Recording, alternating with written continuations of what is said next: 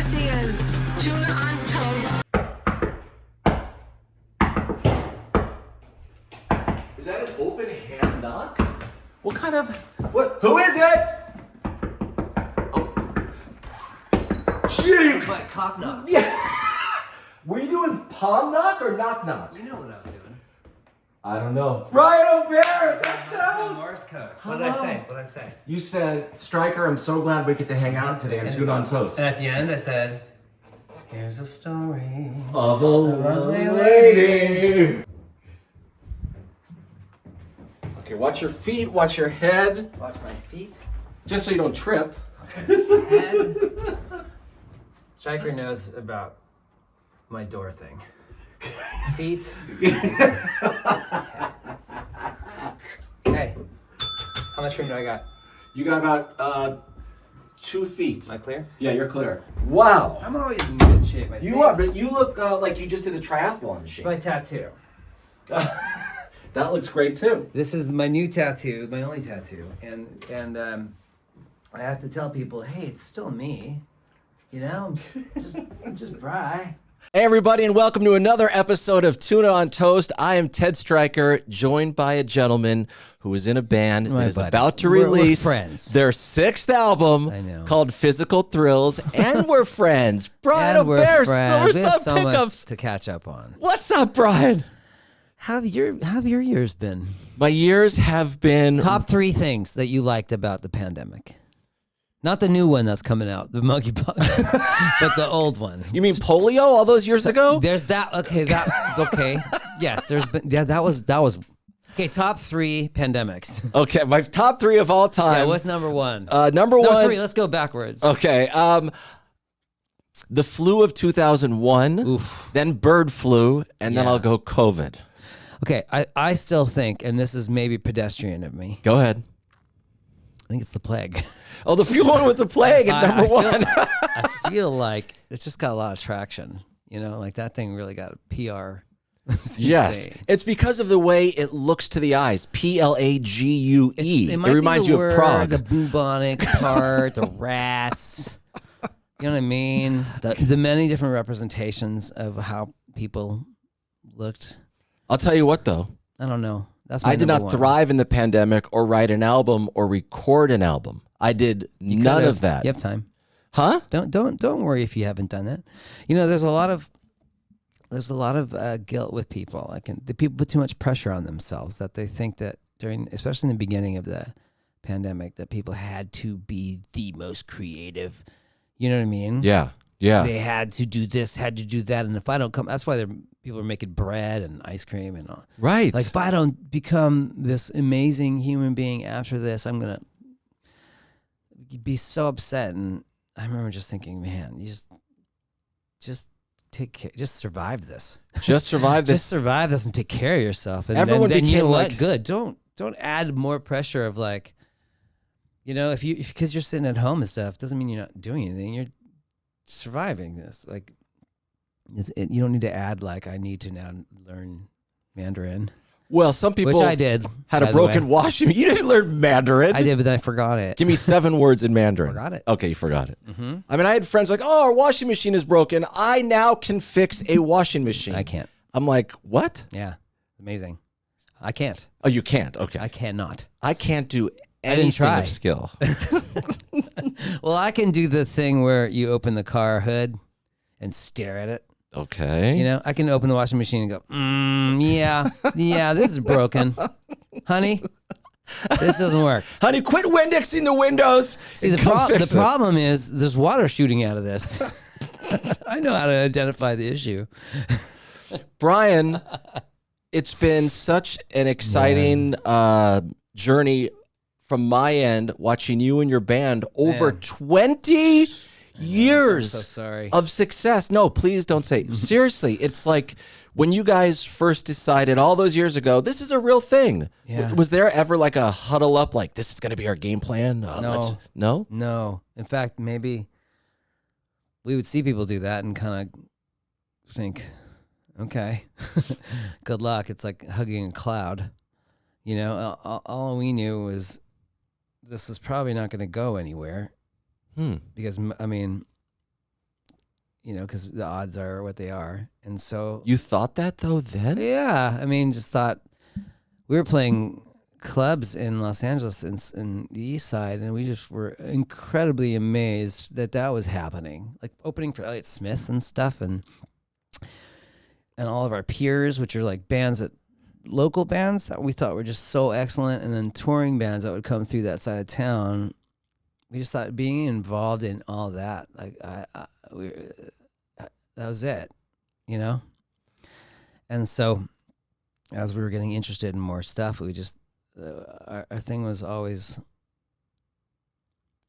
all we can do is try to make this thing really worthwhile to us, like make the music that we want to make, and make it kind of walk away from whatever it is, feeling like we really tried and gave it our all, and we really were, that's all. I mean, you can't control it. That's all we could control. So all four of you. Do you know what I mean? Yeah, and then absolutely. how it exists in the universe, it's not up to us. Like, So honestly, we feel not responsible for anything.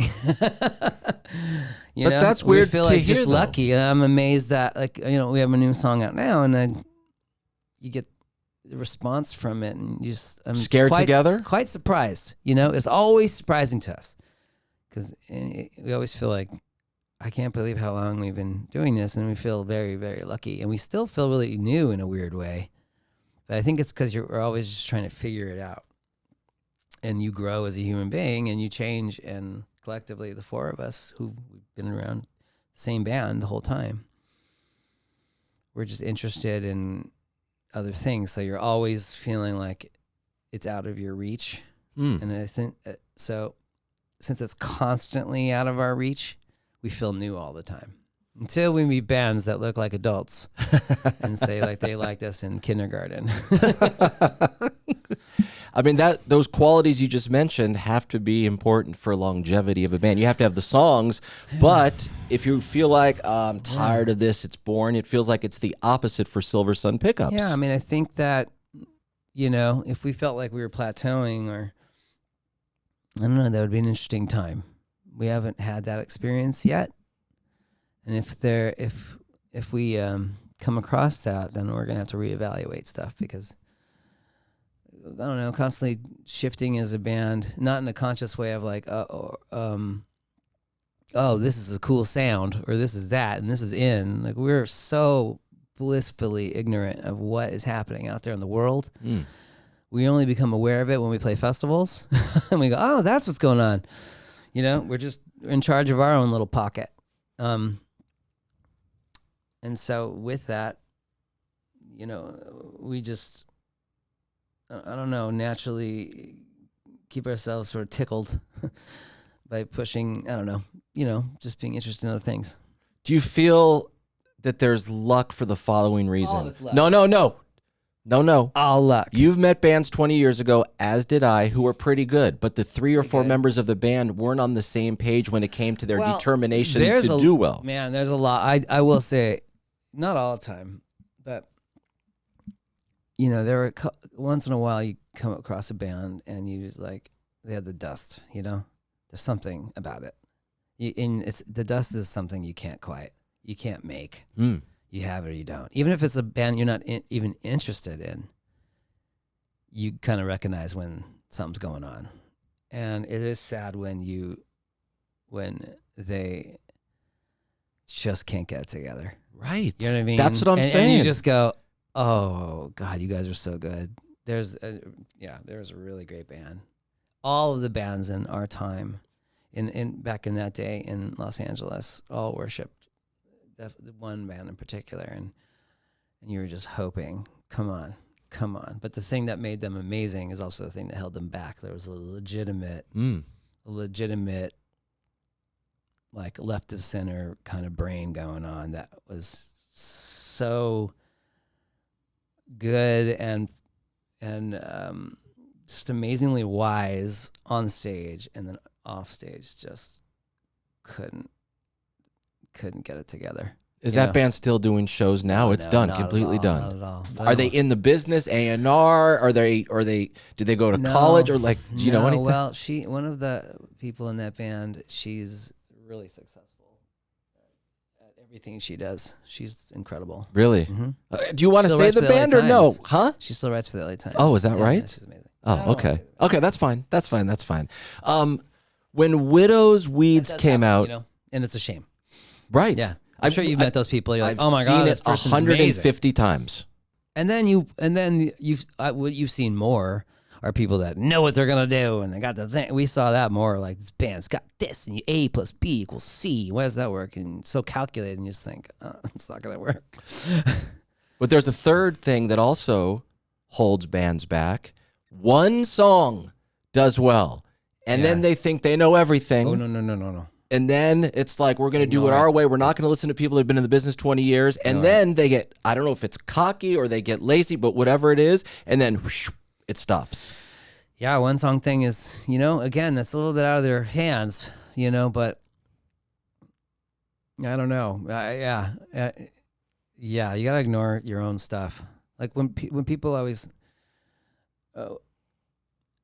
ask us, how do you not, when we meet new bands and they go, how do you not read things about you? And it's like, it's pretty easy. Like we just never did. Like we assume that we are either the greatest band ever, right, or the worst band ever. And I kind of don't need the internet to tell me that. That's what I assume. So I'm going with that knowledge. Okay.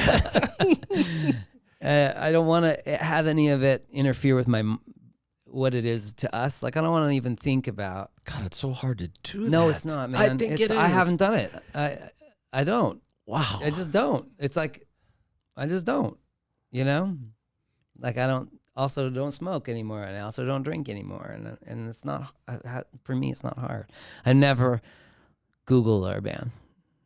It never started, and so it would mess with my mind, even positive stuff of like I don't. When we're being in the band, no outside stuff can kind of come in, as far as the creative part. Like when we're out there and we meet people and we find out how people feel about stuff. Yeah. Later we go, oh, cool, whatever. Or, okay, well. I mean, when you're 6 albums in and you play to huge crowds all over and play festivals and people are very excited, there's your review right there. I mean, I think about, we put out records and we play shows, and when people come to the shows, we feel, okay, all right, people are coming to the shows. That's our gauge of where we're at. We never really think about what it means. We get asked all the time, like, I feel like ever since we started as a band, and we get loud, I've never been afraid of distortion. I love it. Yeah. I feel like for almost 20 years, we've been asked about, like, is it weird that rock and roll's dead and stuff? I'm like, I don't know. I've never asked that. You say by everybody. I've never asked that question. But I'm just like, for 20 years I've been asked that. I was like, is it officially? Is it dead now? Like, when is it? It's 20 years. I don't know. I don't care. Right. Right. I don't think so. What are you listening to? Like, you can easily change your playlist and make it alive. It's all out there. But you know what I mean? I don't know. Don't think about it. There was someone that said recently on the show, and I can't remember who it was, but they were upset. Huh? What does it rhyme with?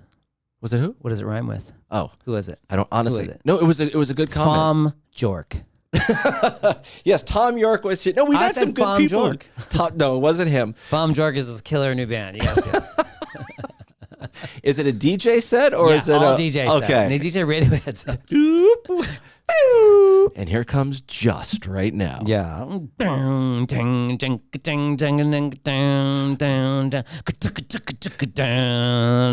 Best video of all time. Yes, I look. Scared me. Brian Aubert, your spirit, energy, personality, it's the top 1% of all humans I've met in the business. Must be the mushrooms I'm on. Rattle off movies that you Just love. rattle off? Like Back to the Future, is that in there? Let the Right One In.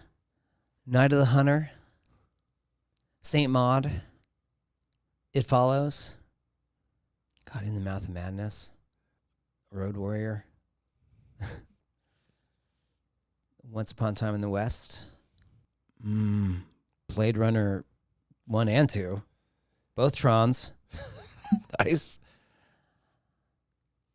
What movie can you recite the most lines to when it's on? I don't know. I have a weird memory. I know you do. I don't know. You and I do movies and TV shows off camera so give me a much. line. Y'all know me. Y'all know how I earn a living. I'll catch that bird for you. Ain't going to be easy. Oh, man, what is that? Give me a hint. It's a bad fish, swallow you whole. It's not like going down. Is it Jaws? Yes. Yes. How about this? The My son became obsessed with Jaws, but he never wanted to see it. Yeah, he just loved monsters. Godzilla. He became, in the beginning of the pandemic, was a massive Godzilla fan. Still is. Didn't want to watch any of it. But he loved the idea. He would watch these little YouTube size comparisons of Godzilla. I got really good in the beginning of the pandemic at drawing kaijus. I've learned, I knew about Godzilla, obviously. Yes. And I like Godzilla. And half my family's Hawaiian, so a lot of those shows like Ultraman and stuff would play when I would spend my summers there. We'd get that from Japan on TV there. So I remember all of that, but now not like I know it now. I know it so well now. And then he got into Jaws because his friend liked Jaws, and so he knew the whole movie, but he didn't want to see the movie. You know what I mean? Yeah. And he'd talk about Jaws, and he wanted to hear bum bum bum bum bum bum bum bum bum. And after a while, I was like, "Honey, there's not much more to talk about with Jaws." And so I started to get like, he's like, "Well, what about Jaws? This Jaws?" And it's like, "Well, no, I mean Jaws." I was like, Jaws and Jurassic Park, because he started getting Jurassic Park. Nice. I said they're very similar with the fact that there's one good one, and then there's a ton of other movies. You don't like Jaws 3D? None of them. I kind of do like it. I will say, growing up in Los Angeles and going to Universal Studios as a kid, Jaws 4 was the new movie. So I'll never forget them constantly promoting it, like on the tour guide. And back then, the tour was about 3 hours long. Yes. With a break. Right. And right. I felt like legally they had to say, Jaws 4, The Revenge, this time it's personal. And they had to say it every time. Every time. Yes. So he goes, so coming up now, this tank over here is used for Jaws 4, The Revenge, this time it's personal. And so it's in my mind, embedded, that movie. And then I even remember, too, that movie, like, the audience didn't like that a guy died, so they had to change it and stuff. Those things stick in my mind. I remember on the tour. And now I have my son. I was like, well, son, Jaws 4. But anyway, like I was running out of things to say about Jaws. So I just started saying, Steven Spielberg, the director of Jaws, called it Bruce. Like I was giving him behind the scenes which facts. was the name of his lawyer. Yeah, it's Bruce. Yeah, I was like, I don't know what to tell you, Nico. Watch the movie. No. So before we talk about the new album a little more, obviously this is a Brady Bunch lunchbox, and not very topical. Speaking of the Brady Bunch, but Brian and I have a Brady Bunch. Well, let's talk about Bewitched then. It's a little. Oh my God! So I have just written. Voom. Bewitched. Man alive. Jeez Louise. Two Darrens couldn't handle that lady. Nope, not at all. She was great. Whew. I'm just going to throw some quick Brady Bunch trivia at you. Dad, Mom, I'm in love with witches. The mom or Samantha? I have a witch fetish my whole life now because of that. Craft, let's go. I mean, Hocus Pocus. Hocus Pocus. Hocus Pocus 2's coming. I don't know if you heard. Here for it. You ready for some questions? Is it really coming? Yeah. Hocus Pocus 2's happening. Of course it is. Is it like a Disney Plus show? Yes, I believe it is. I saw the Willow ad and I went, whoa, amazing. Willow. Willow's back. Incredible. They're all coming back. Frasier's coming back. Is it? Yes. Oh, man. Sadly, of course, the dad is not going to be there. I never watched Frasier. Brian, it's so good. That's what everyone said. It's so good. Maybe I'll catch up on that. Yeah, it's a good one. I want to eventually just get all of my core people together, and we all just are done with whatever we need to do, and we all just land in a little villa like Call Me by Your Name in Italy, because I got married in Italy, and we rented this big villa that was pretty cheap. Yeah. I was just like, if we can all just land there as soon as we're done with all this tomfoolery of life. Right. So I'll just get to this villa. We can do things like that where we'll go like, it's Frasier year. Frasier's great. You in? Great. Yeah, if I'm invited. Does it sound good? It sounds great. First invite me to one of these soirees, and then we'll see. Okay. All right, here, I'm throwing questions at you. Ready? Yeah. Here we go. Brian Aubert. By the way, you're playing for a big prize right now. Oh. What's the name of the Brady's dog? No, Oliver is the Oliver's the You the know dumb this. kid. I know it's you. Tiger. Right. What monkey? In real time, you saw how brain synapses work. Isn't that wild? This is science.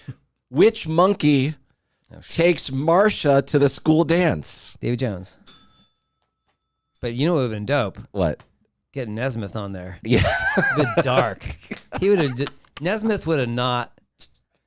He would have just tore up. All right. Yeah, Nesmith would have been like, Jan, come out. Let's get tattoos. That's good. What role did Peter get in the school play that caused kids to dislike him? He really wanted to trade that role. Benedict Arnold. Bam. What is Greg Brady's rock star alias? Oh, man. Johnny. Yes. Yes. Thunder? No. No, wait. Dwell on Johnny. It's also the name Johnny of a Guitar. network. No, it's the name of a network where I think Real Housewives may be on. Johnny Bravo. Johnny Bravo. I didn't get that. Alice's boyfriend. Sam the Butcher giving Alice the meat. Beastie Boys. Bobby. Bobby fakes an illness to meet an NFL legend. The plague. No. He fakes An illness to meet this NFL legend, who's still a legend today. He played in New York, and he famously wore a fur coat on the sideline. Oh yeah, man, awesome. He fakes. No, Fakes an illness, it's the and they Brady's. write a letter It's in. not the kids in the hall, so it's not cancer. Right? You know what I mean? Like the way. We're not looking for the illness, though. Yeah. What are we looking for? The player that came over. Oh, I thought we were taking the illness. Oh, I thought we were looking for the illness. I was like, it's got to be a cold, right? I'm like, how dark did the Brady Bunch get? The player. Okay, we'll skip this one. Wait, no. Okay. Give me a hint. Broadway is his nickname. Broadway. Oh, man. Very handsome guy. Oh, man.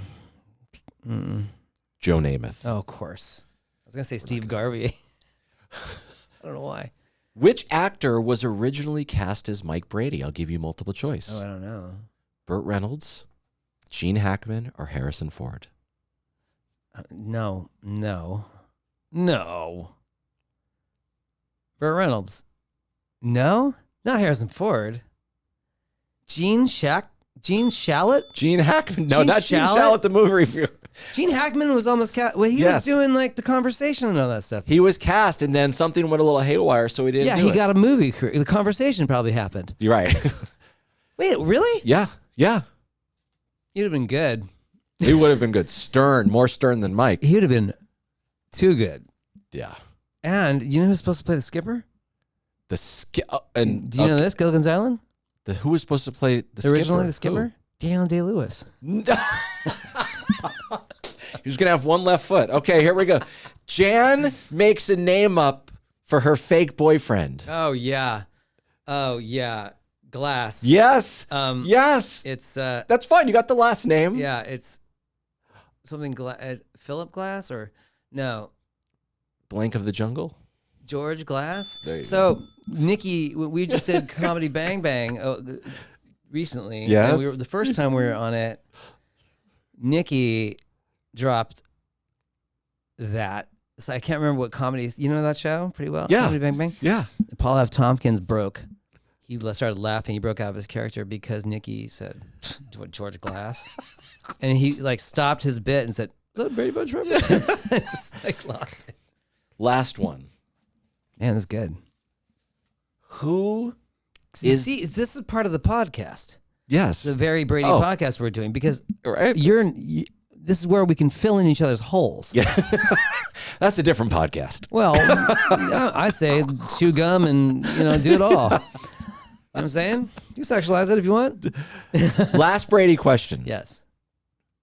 Which kid is the one that broke Carol's vase? Oh, man.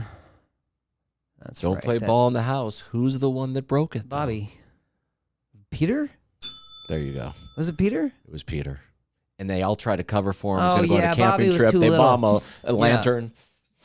Bobby was too little for that. Yes. Peter. God, let's go. What are we doing? What are we doing right now? This is it. Let's go to the house. Can we take these cameras and go to the Brady house right now? The thing is, we can. Because we live in Los Angeles. That's right. We have the magic of the film and movies around us. We live near Hogwarts. Coming up on my side of the tram is where they filmed King Kong. The 1976 RKO production starring Fay Wray. The famous King Kong. In fact, we are so behind on our King Kongs, we're about to introduce you to the King Kong ride that is the Peter Jackson version of King Kong. Oh my God. Huh. We're a little King Kong. We have some King Kong anxiety going because the King Kong that's fighting Godzilla is a different King Kong, but we're about to go on the King Kong ride. It's the Peter Jackson King Kong, right? But they filmed the 1976 King Kong. It's very, very good. How many good King Kong movies are there? God, -7? I don't know. Whoa. No. I mean, the one with Fay Wray. Peter Jackson? I think that's good. Is that the one with Jack Black on a boat? I did like that movie. Me too. Yeah, that was good. I like that. Those are the only two I've ever seen in my life. That's all you need. Okay. Yeah, you get it. How many good Fast and Furious? People are going to kill me in the comments. I've never seen 1 second of Fast and Furious. Okay. Of any of them. Well, and I like action movies. I'm about to blow your comments open. Go ahead. You ready, comments? And remember, I'm not going to read it, but Stryker will. I will. One point, it was a couple years ago, in the before times. Okay. Pre-COVID. PC. Yes, this is 20. I'm going to say it was 2015. It's a beautiful, shiny day. We were kind of amazed that people were liking Fast and Furious. Like people we respected. And they're getting good reviews. And like, how's this happening, And there's a really funny podcast with Paul Scheer and Manzuka, how did this get made? They were talking about it. I was like, how is this? I don't know anything about this. It just seems like I would not be into it at all. My friend from England, my friend Mike, was in town staying with us, and we thought, hey man, you want to just bite the bullet and do this? Let's just hold hands and get through this. And I was like, and we got to do this all the way. And Christopher, my drummer and friend, already started this project. And so I said, okay, we got to do this. So one night we watched Fast and Furious. The first one. Yeah. It's like basically it's a straight up Point Break ripoff. It's terrible. Like it's sorry, comments. I'm not going to read it. It's terrible. Okay. Next day we said, well, we're going to do it. And my wife said goodbye. We watched Too Fast, Too Furious. One of the worst movies. It was so bad. Okay. Tokyo Drift. Kind of like something going on because it's a little bonkers, but not that into it.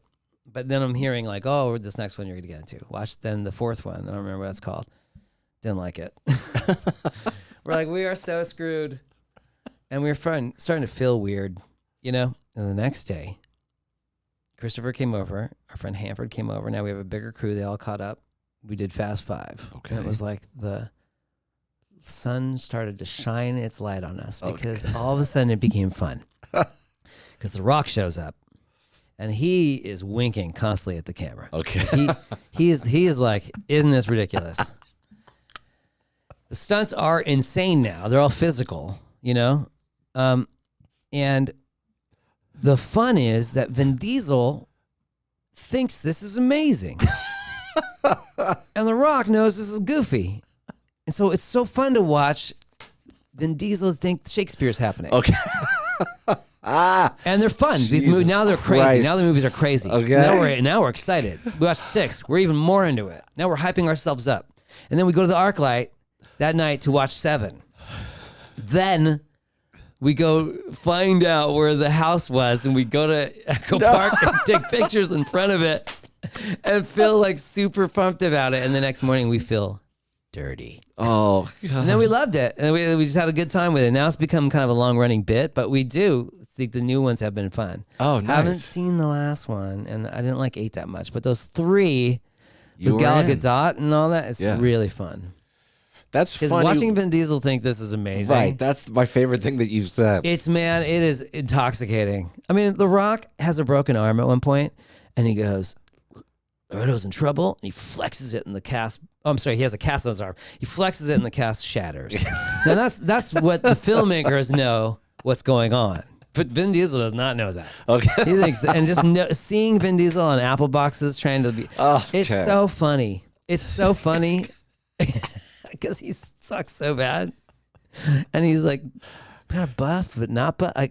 And he's the kind of character that he just knows everything. Like they'll pull it in. Like, these guys were stealing DVDs, and now they're like in secret bunkers, and he's like got that James Bond disease where he knows everything. They'll be like, well, the C-57 satellites are down. He goes, I thought the C-57 satellites were put out of commission in 2017 through the act. You know what I mean? Like, how does this guy know this? He knows everything.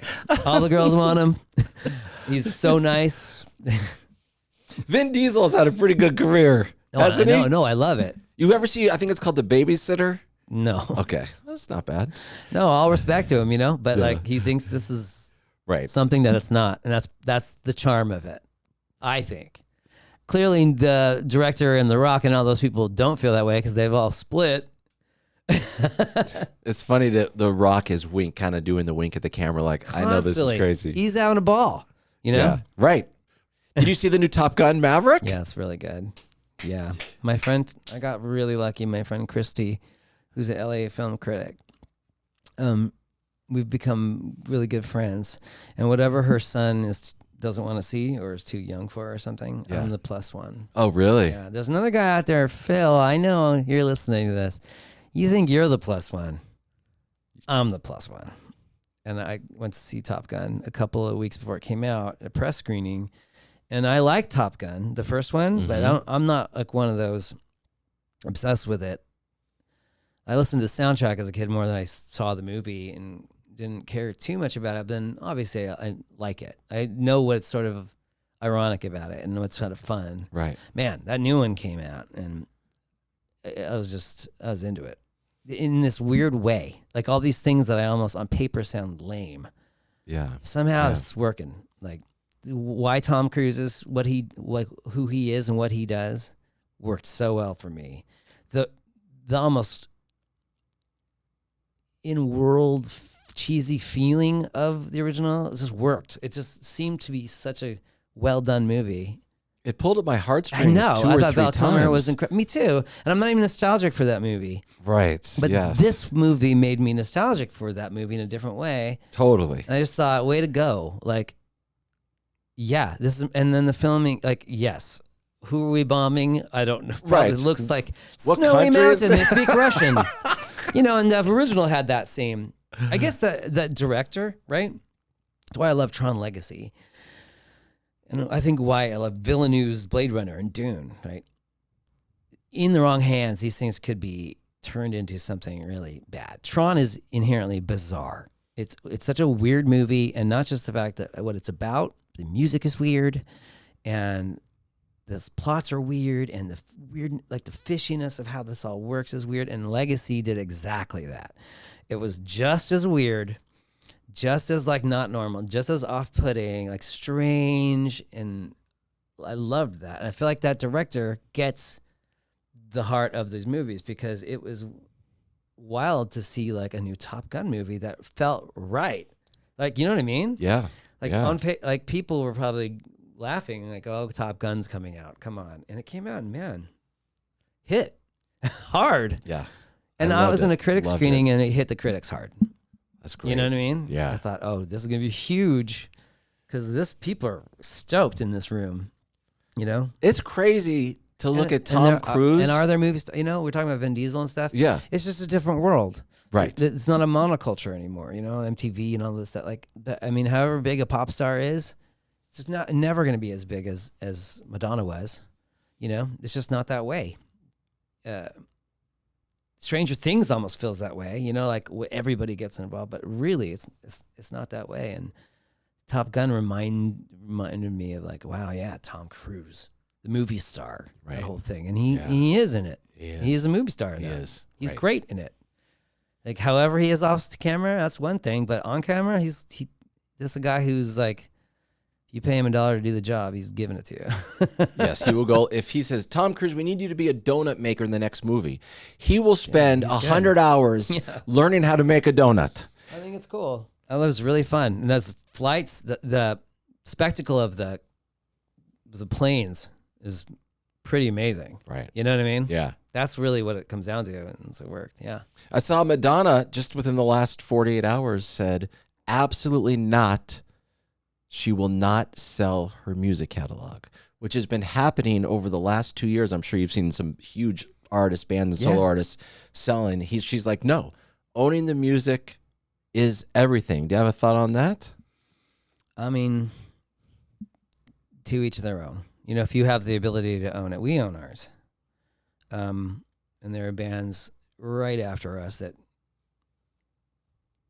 don't, because like even then things changed, and we didn't take deals because we just thought it was important to own ours. How did you know that then? I don't know. Like I said, we operated on the fact, like we really did and do operate on the fact that we don't think, like, it's all so impossible that any of this works out. All we can do is do what's right. You know what I mean? For us. Yeah. And that's one of the things that was right for us. Like, and whether we got signed or not, we just was like, well, we won't get signed and we'll just play shows. I don't know. We're just thinking 1 foot, we didn't think far ahead, and that's how we still are. I'm like, the next thing, railroad. So when you have that, you're pretty confident. Like, no, we weren't hungry. We weren't desperate, because I guess the fact that we truly kind of had a lack of belief that this could work out gave us a little power. Right. But there must have like, been you can't some threaten us with anything. You dangled. can't threaten us with anything because we don't. There's nothing you can take away from us. What a great mindset and attitude and intelligence for everybody. I don't know. to have. I don't know. It is. That's exactly what, and instincts as well. I mean, we always had. We still happens, but not as much. Back then, I remember like constantly getting advice and just like looking at people and going, yeah, you were giving me advice, but not the one you think you're giving me. I'm just looking at you telling me this. I was like, that's good advice. Don't be an asshole. Right. I'll never forget when we recorded Lazy Eye for Carnivus, our first record, right? Yep. And a lot of people had the demo version of it that we had on CDR, it's a really rough version of it. But people, have demoitis and heard us live for a while. And that's the first song usually people attach themselves to with us. That's like, we know where you are in how long you've been listening to us with what songs. Usually there's a road. Lazy Eye is usually the first. Right. Yes. When we did the Carnivus one, so many people came up to us and said, you blew it. What? Yeah, they're like, magic's gone. Just should come up to tell you, and you're like, oh, sorry, you don't like it. Like, yeah, it's not good. The original is better. I was like, well, I don't think so, but whatever. And these were friends, guess, people in the business. No, yeah, the business is such an interesting thing, and we're allergic to it a little bit, and I think that's annoying to some people. I get it, but yeah, a lot of times it was just people trying to. If people are in the business and they're talking to you, they're just trying to stay alive, and the best way is to be like, this is hot, this is hot, this is hot, this is hot, this is hot. Yeah, just try to get control of something that really is out of their control. So kind of telling us this and that, giving us advice, is just their way to feel relevant. I get it, because it's a scary job, because in any second, it's not up to you. I mean, you could be a dick or not be a dick. That's how I fundamentally believe, like, are you going to be a dick about stuff? Or are you going to be cool about stuff? You're going to be a dick about stuff. That's where you fail, I think. So I would always be surprised if people would just come up to us. We would never go, what do you think? We were never the band that showed up at the party and said, listen to what we just did. Never. And so the fact that we come up and get unsolicited advice constantly by people was telling to us, like, don't be like that. Don't be like that. Don't be lame like that. You know what I mean? That's how we sort of saw ourselves. Was it hard to let people into the circle to help guide for sure career? Because things are getting big. Yes. It's hard. You need some people around you. It was very hard. It was very hard. We didn't understand it, and we slowly started to let people in because it was becoming tough for us. Like before, especially our management, Q Prime, we've been with forever. And when we first got that call, we said immediately our thoughts were absolutely not. Like, no, that's that New York company that works with Metallica and Chili Peppers, and like that's cool, but not for us. Like, and they reached out to you back then. Yes. Okay. Well, and then, we got a lawyer, this woman Tamara, through a friend who we love to. That was our first ever like person with us. A couple of years before our album came out, and we just hang out with her, and she'd explain stuff to us. We on a pizza box, she'd draw us. She's so great, and she's always been. You know, like we always say, like if you want to work with Silversun, you're not doing it for the money. You know what I mean? And we had somebody who was managing us at the time. We just didn't know what any of that meant. And this is right around when Carnivus came out. And we were touring and touring and touring. And Tamara said, Key Prime called. They don't call people. And we just said, tell them no. Thank you, but no. And she called back and said, I think you should probably just take the meeting. And we said, oh, do we have to? Because we felt like, I don't want to, we have somebody with us right now. And when you go to New York, you should meet with them. We said, oh, no. That's going to be weird. Right. And we've had these meetings. Inducing. We've had these meetings before where we knew very well that major labels weren't going to work with us. But we went to get dinner because we wanted dinner. And there would be times where I'd look at Nikki and go, I don't know what's happening. She's like, I don't know. And then we'd always get, you guys are interesting. I think we would work with it. And we're just hearing like, blah, blah, blah, blah, blah. Like, no, we're not interested. And not because we're elitists. I'm like, we wouldn't help you get what you want because we're not the band. Like we don't work well with others. Not on your fault, even though it is your fault. You should let bands be bands. If you want a band to mold into different things, we literally aren't capable of it. And part of it is like technically we just wouldn't know how. It would sound like a camel. It was a camel is a horse drawn by a committee, like, you just got to leave us alone because things come out the way they do. Anyway. Right. We took the meeting, and it was a lot different than we thought because it was in this really run-down office in Times Square. Cliff Bernstein had an In-N-Out Burger T-shirt. He had some, I don't know, his philosophy, Peter and Cliff's philosophy of music really took us by surprise. And that was the beginning of a shift where we started to say yes to things a lot more and willing to try things out and not pigeonhole ourselves or suffocate. Again, another problem I see bands do, which makes me so sad, is that they strangle themselves. Like they're out there, but they want to control who listens to them and this and that, and they just crush. No, won't do that. I'm like, just do it. You might like it. And it doesn't change your music at all. And it's important for these people to see cool bands like you. And I don't want you to disappear into the hole because you just had an idea, do it. You don't like it, then don't do it again. And that became our thing. And we loved them. Key Prime. It was like we just thought they had such an interesting philosophy. And Cliff told me, he's like, we made enough money. We're just into music now. I went, wow. And he talked to me the bands he wanted and stuff. And I was like, wow, these guys. And then we walked away a little stunned and said, okay, I guess. And then also knew that they did like Gillian Welsh and stuff like that. It wasn't just Metallica and all these sort of big things. Yeah.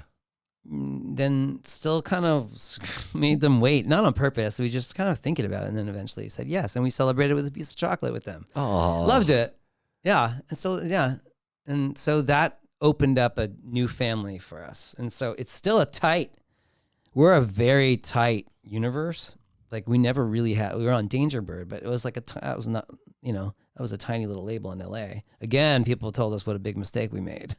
We were getting for a year playing shows in LA, unsolicited advice. People would come up and be like, you made a huge mistake. I was like, I know. Okay, whatever. I don't know. Anyway.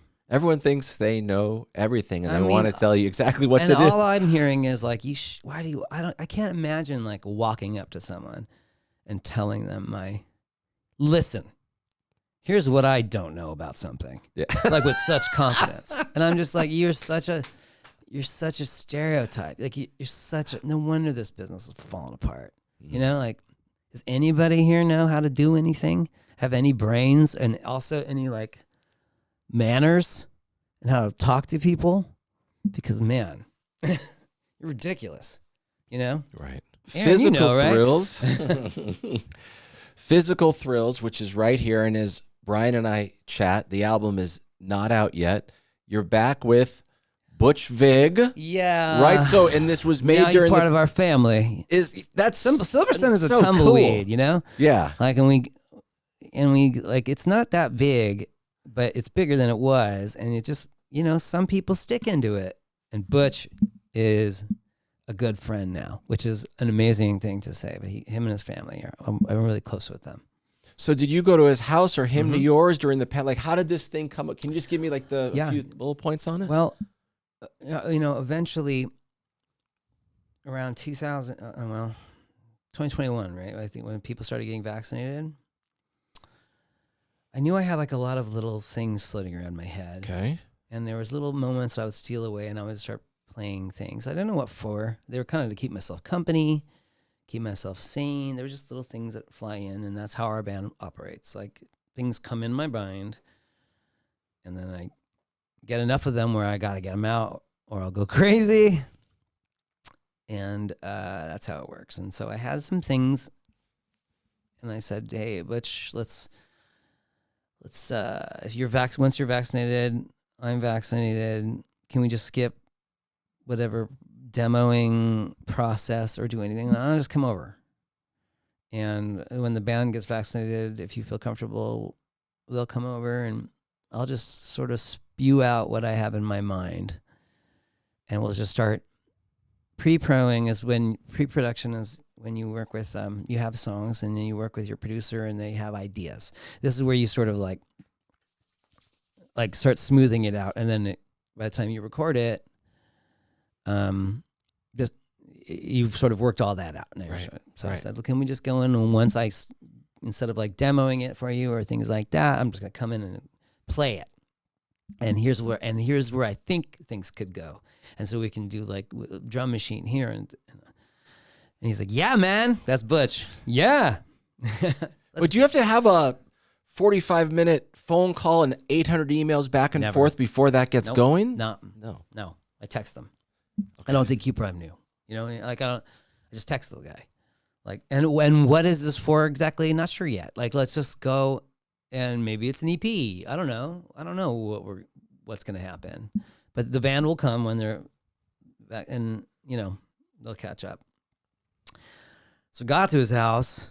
It was good to see him, and I just vomited. An album out. Wow. I know, so weird. I had no idea that there was that much. With words and music? Not quite words. There were some words, but melodies were there. Melodies. And there's not that, I mean, obviously, it's just like, some of it's just the beginning of things and some of that stuff like that, but we went, okay, here's song 1, and it's called Sticks and Stones, which is the second song. It's like this one that I got full on in. I'm like, and I could play this one as is, but we would talk about it and we do it. And I'm like, this one's called The Stillness, and this is like in my mind the beginning of like a weird horror musical that I probably would never write. So want to try that? Sure, let's try that. And then the third song, it just kept coming, and then the band came. And was it weird that you had done this work and all of a sudden now they're coming over? Well, their parts, we haven't done that yet. This is how it normally kind of goes. All right. You know what I mean? Yeah. If they got stuff they're going to add, like to start on, like Joe showed up with this simple little piano piece, and that kicked off my mind and that made it on the record. Stuff like that. So you never know, but this is usually what happens is I bring it. It's just going to be a little more formed when they show up. You know what I mean? But Butch is sending them, you know what I mean? And then they all came, and we started working on the record, and we did it in piece. Same thing. We did half of it and then half of it because Butch had to go do some shows. But it just came out, and it was I was surprised how much material there was, and how I don't know, everyone was so creative, and the fact that it was our 6th record, and we're working with somebody with like Butch, we just all had no fear in this record at all. Like this record, I always make a joke, like this record just doesn't give a fuck at all in any capacity. Now, I give a fuck. This record doesn't. What does that mean exactly? It just feels irreverent in some fun way. Like there's just places that it goes that we've never gone, and it's hard. I guess it's hard to intellectualize, but it's so.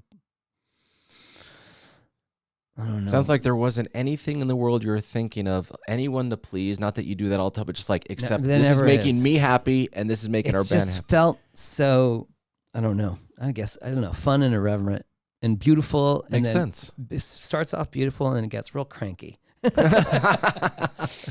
And then super into, I don't know.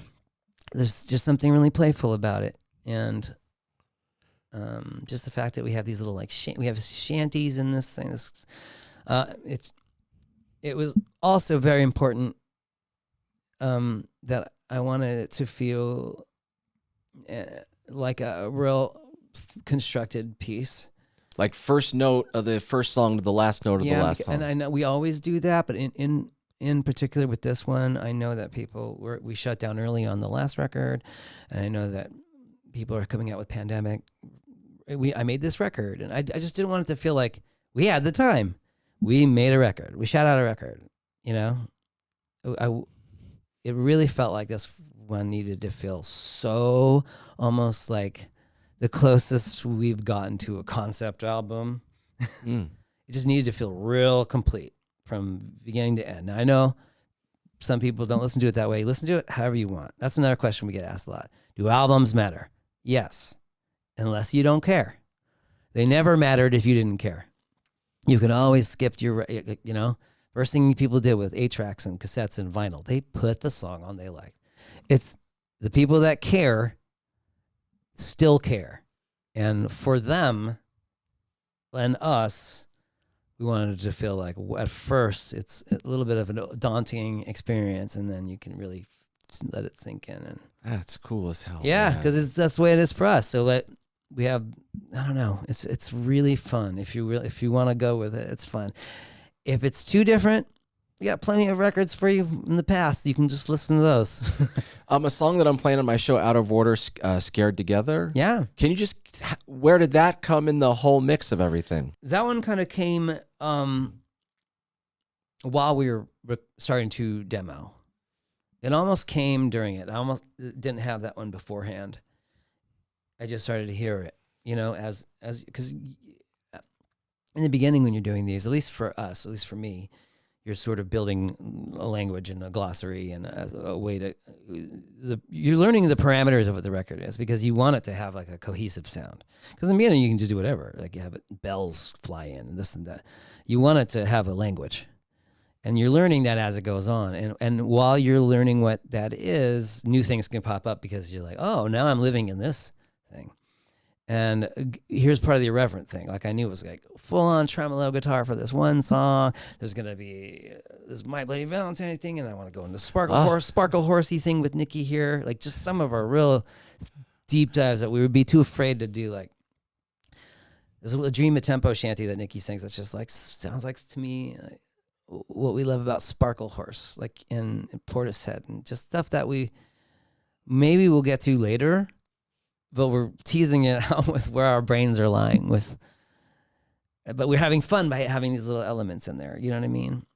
And part of it was like, I want TalkBox. I don't want a computer thing. I want like Peter Frampton, Richie Sambora, TalkBox on this song, and I want it to be.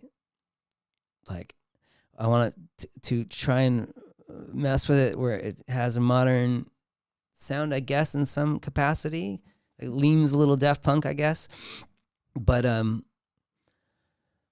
want it to feel like we didn't hit a button on a computer. Like a talk box was played like, wow, and I had that song kind of busted up around that, and it came out really fast. Butch was not that excited about talk box because he tried it on a Garbage album sometime, and he must have left some scar. Butch is not afraid of anything. For some reason that one he didn't like. Okay. So we were doing everything. This song was being built up, and we had everything. And I played the guitar, and we had a keyboard doing weird things to simulate everything in this power to simulate it. And then he knew that it was Billy Bush is his right-hand man, is an engineer. Okay. Shirley Manson's husband. Right. And he was raring to go. Like, I got this talk box, it's coming. And so there was this countdown. Butch, is it 3 days to talk box? 2 days to talk box? And he's like, oh man, I don't want to do this. Billy's like, let's do the talk box. So come in the next day. It almost felt like a museum. Like, it almost felt like the map room in Raiders of the Lost Ark. Yeah. There's this light shining, beaming down on the stool. Talk box sitting there. I'm like, okay, Butch, here we go. Take one. Playing the guitar, and it's blowing. Immediately, I realized what a talk box was. I had no idea. It's just a tube that blows in the sound in your mouth, and you put a mic. Basically, it's like an amp of taking the speaker, putting it in your mouth, and using your mouth on a microphone. That's it. First take. Butch is like, this rules. No, he got over his fear. Yeah, no. He was, all of a sudden he thought, oh, I was like. Man, we were dancing around. Look how hard it was to dance around. All the creative ways you've done to dance around what we need. And what we needed was this, a baritone guitar over the overdriven amp into my mouth into a mic. Yeah, so fun. And the song, yeah, like I said, there's something about that feels irreverent. I don't know why. I just think I get a tickle idea of people going, whoa, are they using a talk box? People who are in the know. And I get a tickle thinking about a kid going, what is that? You know? Yeah. And again, I want them to know that it's a physical thing that we're doing. It's not I'm sure there's a talk box thing on the computer, but you know what I mean? Just fun. And that's what's irreverent. And then the song, the second verse of the song goes into a whole other world. And I guess that's what I mean by playful. Immediately, everything in that song changes all the time. It's always going to someplace different, and it's in a pretty short song for us. Well, congrats on the album. Thanks, bud. Yeah, of course. And I've known you a long time, and today I've learned so many new things, which I'm super pumped about. It's all fake. No, it's not. Physical Thrills. This is it. It looks nice. It's a good-looking record. August 19th is the official release date. You're doing a bunch of shows, and $1 for every ticket sold, you guys are donating? Every album sale, you give Stryker $1. Honestly, that's rad. Yeah, that is rad. Thank you so much for giving me $1. You're about to get like $20. No. Find them on the road. Streaming. They're going to be all over the country. By the way, I think I may drive down to Palm Desert for that show. Yeah? Yeah, honestly. You should. Because I feel like it's going to be a different feel than the one at Orpheum, like whatever. And it would be so fun to see you out of the city. I am so excited to play the Orpheum. Yes. Like that, I saw that, and I was really thrilled by that. Last show I saw there was every show I've seen there has been amazing over the years, but it's always been sporadic. Last show I saw was Tom York there. Tom York brought back up in this podcast I know. again. I'm always talking about Tom York, Radiohead. He's great. His voice is underrated, I believe. He is such a good singer. He's a great singer. Can I tell you my Radiohead touching me moment? I got to use, Fender was nice enough to give me on the last record, Widow's Weeds, Ed O'Brien's signature guitar. It's a signature guitar you can buy. And they put it out. And what it is it's like a Strat that has harmonics in it. So basically you can flip a couple switches and it acts like an E-bow. Acts like a harmonizer. It can make sound effects, you know? And I think that he put it together maybe around Kid A times because he was figuring out new ways to use his guitar. And I'm E-bow challenged for some reason. I cannot figure out how to use that thing at all. And so when they gave me that guitar, I was so thrilled. But this record in particular, I used it a lot to the point where I'm going to have to take it out live. You know? Okay, nice. And I just was thinking, I love this guitar. I love what I feel like I can do. And Billy Bush said, why don't you write him a letter? And I thought, I can't do that, you know? And I thought, I guess I could do that. I bet I could get it to him just to drop a note like, hey, thanks. So I wrote him. To Ed? You wrote Ed? I wrote an email. I just said, hey, my name is Brian. I play in this band called Silversun Pickups. Working with Butch. Here's my Radiohead. I'll give him like a 3-sentence Radiohead fandom thing because I've been a huge fan forever. And then I said all that, like I love this guitar, and it really, it was inspiring to me. It helped me create blah, blah, blah. Next day I got such a sweet email back from him. He was such a nice person. And he was like, you didn't have to write me, but you did. And it really meant a lot to me. And your band name's cool. And I just thought, like, you know, when they talk about, like, Johnny Carson wrote you a letter and people frame it. Yes. I guess I could print it out and frame it. But that was like, oh my God, Ed O'Brien wrote me. That's awesome. That's my, like, George Burns. Or, you know what I mean? Right. Like, you know what I'm talking about? Of course. Yes. Yeah. Yeah. I was pretty thrilled. I've been staring at that band for so long, and the fact that at one moment some of the gays came to me, yeah. It's crazy that you were able to get his email that fast, though. Well, I mean, I'm a hacker. I'm dark web. Brian Aubert can get you a liver and Ed Aubert's Did I bring that up? email. I can get you anyone's email address. Price is right. Bob Plinko. Barker? Yeah. Hole in one or two. All right, listen. Silversun Pickups have put out 6 full-length albums over a 20-plus year career. Yeah. They're so great live and wonderful people. Find them on the road. Brian, thank you. Thank you, man. Good to see you. Also, look at these. Oh, I like those. Daniel Johnston Vans. Wow. I know. Those are good looking. I know. Are those size 12 and a half by any These are chance? size 10. Size 10. Shoot. I just got into Vans. Really? Yeah. Wow. And now I'm obsessed. You never got the Jeff Spicoli Fast Times one? You haven't got? No, I liked them, but like, it just clicked. Okay. And now I'm not good a buyer. Right. I'm not like a purchaser, really. Okay. Like, I'm getting why people are. Because these are fun shoes. So you're becoming a shoe no, but I did buff, whatever it's called? I bought the Hellfire Club ones. You did? Yeah. Hell oh yeah, my I God. can't wait for that. How do we get a Silversun song into Stranger Things, even though that's 1986? You don't. The fact that Kate Bush song, we play it before we play shows. So we have, you know, we put together the songs before we came out. Yeah. Kate Bush is always in there, that song.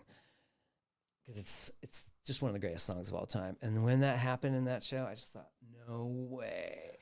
That is so insane. And then the fact what's happened with it. Right. Of course it's great. And that proves to me, and again, this also shows you, like, check any of ego you have. Like, we operate as a band that feels very lucky to be around because we firmly agree no new music needs to happen. There's enough old music that people haven't heard that could sustain people for a long time. So be appreciative of your crowd. You don't deserve it. You know what I mean? And that's how sort of we feel. And that's an example. Kate Bush song comes out. Of course it crushes. Of course it's going to be on Top 40 radio because it sounds better than anything out there. Right. Of course kids are going to love it. Yeah. Master Puppets, yeah. Right. Yeah. Kids are going to be like, oh, this is pretty heavy shit. Great, yeah. Yeah. Kate Bush, that song that came out in 1985, Dude, charted like top 35, that and now it's like is top the greatest. 5. Right. That song rules. Yeah, good for her. I feel like she lives in a castle. You know what I mean? She probably lives in a castle on top of a castle. Like, she's kind of like, Kate Bush is so fascinating, man. I'd love to see her live. She played now, because she barely has played.